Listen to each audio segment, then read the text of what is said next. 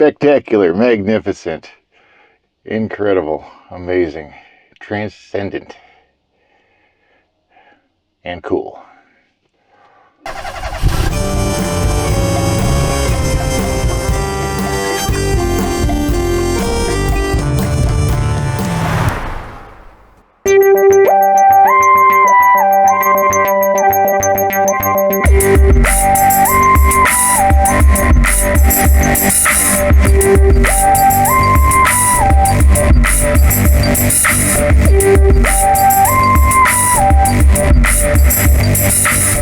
Good morning, my name is James. I'm driving around the country in an awesome camper van.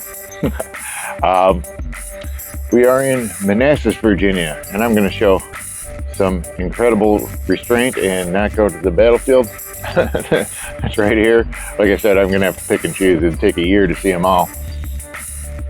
Today's objective is Shenandoah National Park, which is one I'm just dying to see. So we're gonna take a drive through and gawk at stuff. That's what we do on this channel. If you're new, welcome. If you're returning, welcome back. And have a little breakfast, we'll get on the road.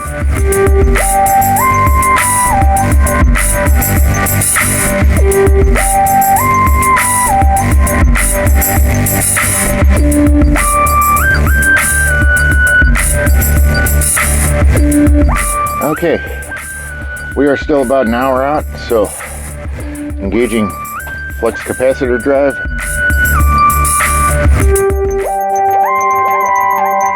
And we're here. Yeah. It's all right, huh? Let's take a look. This is just the beginning. We're just driving in.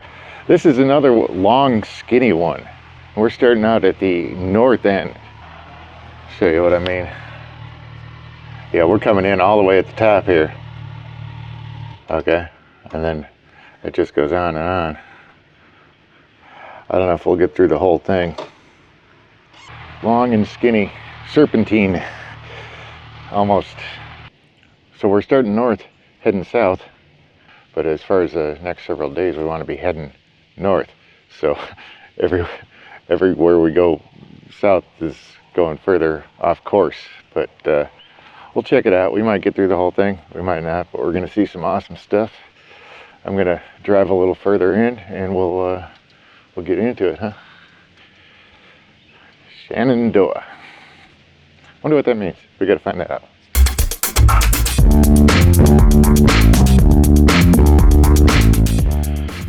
Established in 1935, Shenandoah National Park is home to over 50 mammal species and 200 species of birds.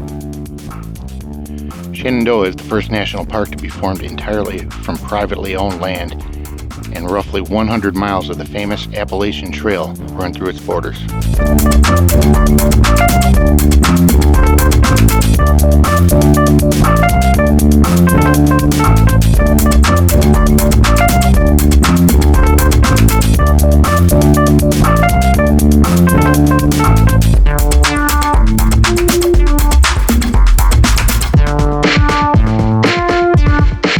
This is amazing. We could be in prehistoric times right now, and it wouldn't look much different. What a spot. Okay, onward. I didn't think Shenandoah was going to look like this. I didn't know what to expect. This isn't like the Rockies either. Rockies is more dry, and pine forest, scrub oak, that kind of thing. This is like rainforest almost. Oh, look at that. In case we need to take a rest on the way back, get a ready-made rock chair, throne. My goodness.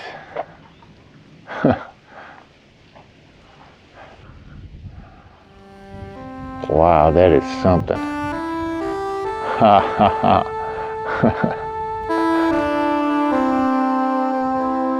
I'm getting like vertigo standing here.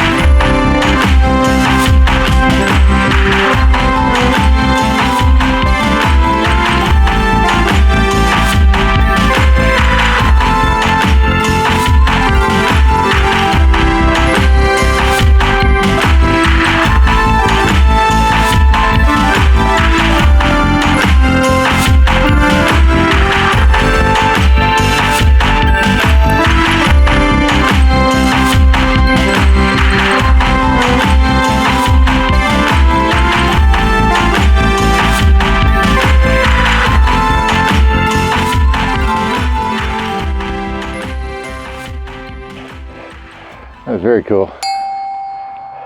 I thought I heard something crashing through the underbrush back there, so I went to check it out, but I think it might have just been a squirrel. It sounded big. It sounded like a deer, or I don't know. I don't know if we're high enough up that they have elk here. Man, they had a ton of those in Colorado. That was my first day in Colorado. I got stuck behind an elk driving down the road. He was just walking, you know, not in a hurry about doing anything. That's got me thinking of another story.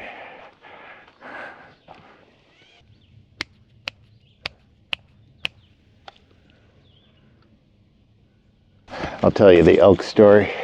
It's got me thinking about Colorado now. I lived up there for about 10 years, all over the place. But this happened in a town called Evergreen. It was like early winter. It was cold. I mean, but cold, but not, you know, freezing. It was like 0 or something, and there was snow on the ground, but it was calm. Beautiful night, and we were down in town. Me and a couple of buddies, and at some restaurant, and they wanted to go. I was drinking at the bar. I was like, yeah, go on ahead. I'll take the trail. It was only, you know, a couple of miles back to the house. There's a trail that went right there. So they said fine, whatever, and they did their thing. I did my thing, and I was getting ready to go, and started off on the trail, and like I said, just a clear, beautiful winter night. It was cold. It was crisp. It was like you know, the kind of cold that's crisp with like fresh snow on the ground, but dead calm. Full moon was out there. I at least remember it that way. There was a lot of moonlight, and I was just making my way home through the forest, and came around a bend in the trail, face to face with a ginormous male elk, full rack of antlers, and everything looked like it was 10 feet wide. I was so close to him, I could see individual hairs on his forehead. I didn't see him, he didn't see me. We surprised each other, and but I didn't panic. It was so sudden that I didn't even really have time. By the time I took it all in, we're standing face to face, and he's looking at me, I'm looking at him. It's like, but I swear we had a moment of communication, like on some kind of unspoken wavelength. I just kept calm, and he's going like that. I was like, okay, you don't want to kill me. I don't want to die, so let's figure this out. And so I real slow motioned towards the trail. I'm going out that way. All right. And then slowly did it. Started walking away, and he's just looking at me. Stayed where he was. Didn't move.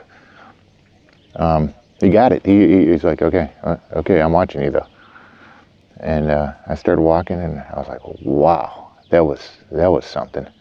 I go, just a couple of steps further, all these elk heads start popping up on either side of the trail. They're all down in the bushes, feeding, munching on leaves or whatever they do. And one after another, both sides of the trail, all around me. There was young ones, mothers, males, little baby ones. It must have been 30 or 40 of them. And I walked right into the middle of it. So I start realizing, oh my God, I'm I'm kind of surrounded. The big one's still over here watching me. He's like, keeping my eye on you, kid.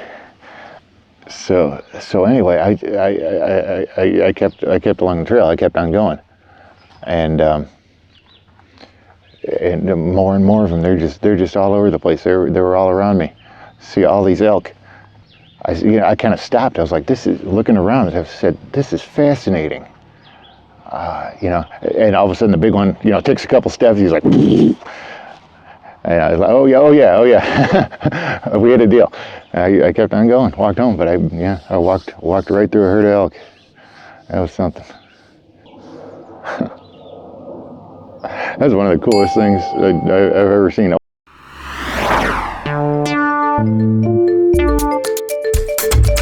All right, so we moved, actually just right next door.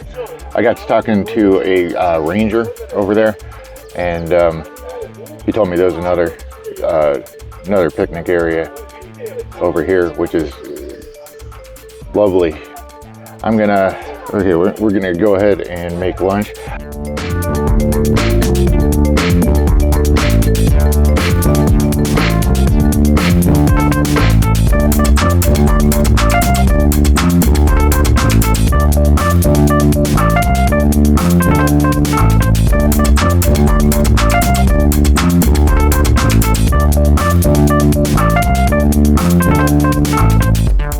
I still get that yogurt, so I was gonna make some tzatziki, and then I was like, what do I have to put it on?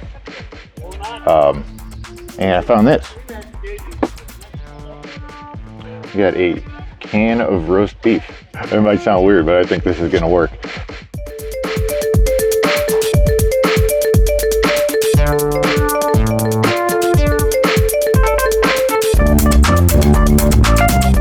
And this, we got a berry pomegranate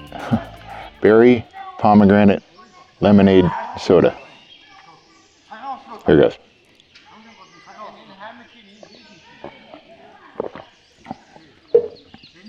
Whoa. That is bursting with flavor.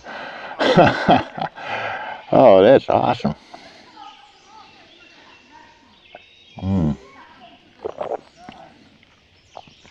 We're going to call that a Shenandoah.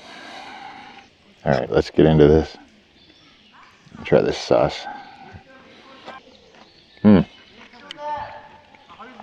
is like as good, if not better, as any like Greek restaurant. Oh yeah, whatever this is, that's great. So, you're sitting at home, you got to take my word for it. I wouldn't steer you wrong. Go out, buy yourself a can of roast beef, whip up some tzatziki, and eat it in a bug-infested national park. All right, very cool, very cool. Thank you, Mr. Park Ranger. Nice spot. Yeah, watch the video from the beginning and drink every time I say, very cool. If that's your thing. Man, the sun came out again, and it's hot now. So I took the jacket off, and now I'm cold. I can't regulate.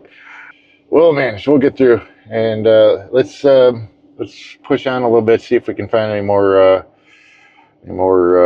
spectacular nature to look at. I think they got plenty of it here. Shenandoah.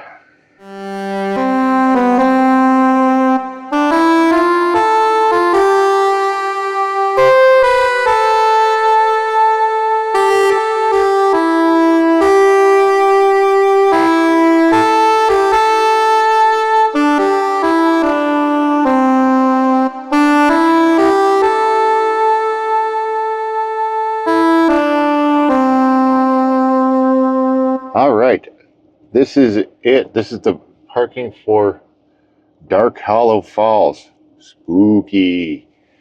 So it's not me. I'm not tripping, or at least because of that, I'm not tripping. It's saying on the dash right now, it's saying 60 degrees. We started off at 70. It got up to 85. So it's these mountains that I don't know. Yeah, I can't decide if I'm hot or cold. Just thought I'd share that. Let's find the waterfall.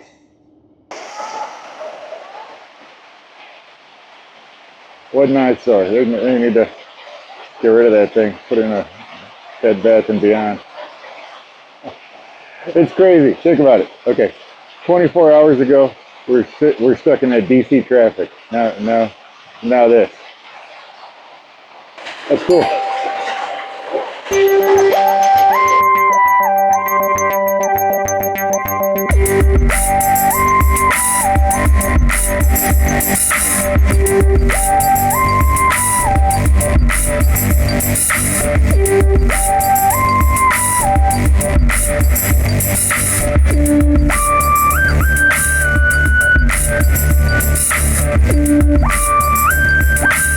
white chocolate macadamia nut. That is so good, I completely lost my train of thought. Very cool. Very cool. Spectacular, magnificent, incredible, amazing, transcendent, and cool.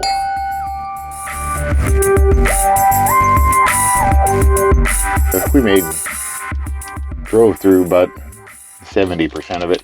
Had a couple of good hikes. Man, that trail, that was okay. That was like one of my favorite.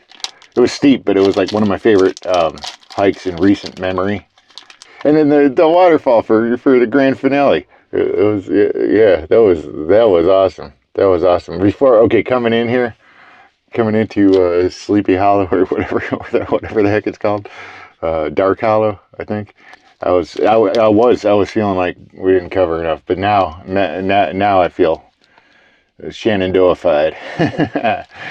There's a community center that allows parking apparently, so I'm going to head towards that. If that doesn't work out, there's a national forest beyond, because I wanted to just take a day off and just hang out in the forest and camp. It's been an action-packed week, 3 videos in 3 days, and I think, it might be like 5 videos in 7 days, something like that. Anyway, just one after the other. I'm not complaining. This is incredible. I can't believe it. I say it every time. I'm so grateful, blessed to have the opportunity. But I got to say that, that's what I'm trying to do here. I'm trying to be positive and spread positivity. That's my only goal. So,